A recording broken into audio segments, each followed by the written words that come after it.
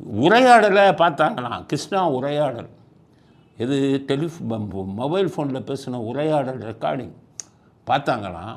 அதில் ஏதோ கோடு word use பண்ணாங்களாம், குறிப்பிட்ட ஏதோ மறைமுகமான இதை பேசியிருக்காங்களாம்.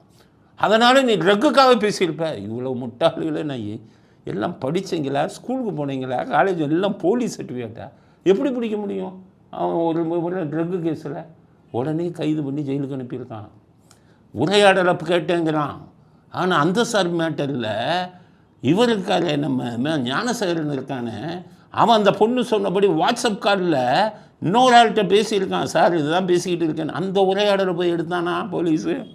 அந்த உரையாடலுக்கு துப்பு இல்லையே. ஏன்னா அந்த குற்றவாளியை காப்பாற்றணும். ஞானசேகரன் குற்ற இதெல்லாம் முடிச்சுட்டு வெளியில் வந்தோடனே இன்ஸ்பெக்டர், லோக்கல் இன்ஸ்பெக்டர், கோட்டூர் இன்ஸ்பெக்டருக்கு பேசியிருக்கான். அந்த உரையாடல் எடுத்தியா நீ? துப்பு இருக்கா உனக்கு எடுக்க?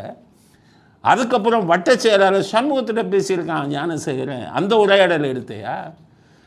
வட்ட செயலாளர் சண்முகம் இவர்கிட்ட சுப்பிரமணியிட்ட பேசியிருக்கான். அந்த உரையாடல் எடுத்தையா?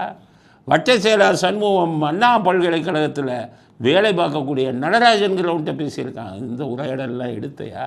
அப்போ இந்த அபலை பெண், பாதிக்கப்பட்ட பெண், அந்த பெண் பலியான கேஸில் எந்த குற்றவாளிகளுக்கும் உரையாடல் எடுப்பதற்கு துப்பில்லை உங்களுக்கு. ஆனால் நடிகர் கிருஷ்ணாவுக்கு மட்டும் உரையாடலை பார்த்தாங்களாம். அந்த உரையாடல் ஏதோ கோடு வேர்டு இருக்கான், கைது பண்ணுறான். எவ்வளவு கேவலமாக போச்சு பாருங்கள் நம்ம நாடு.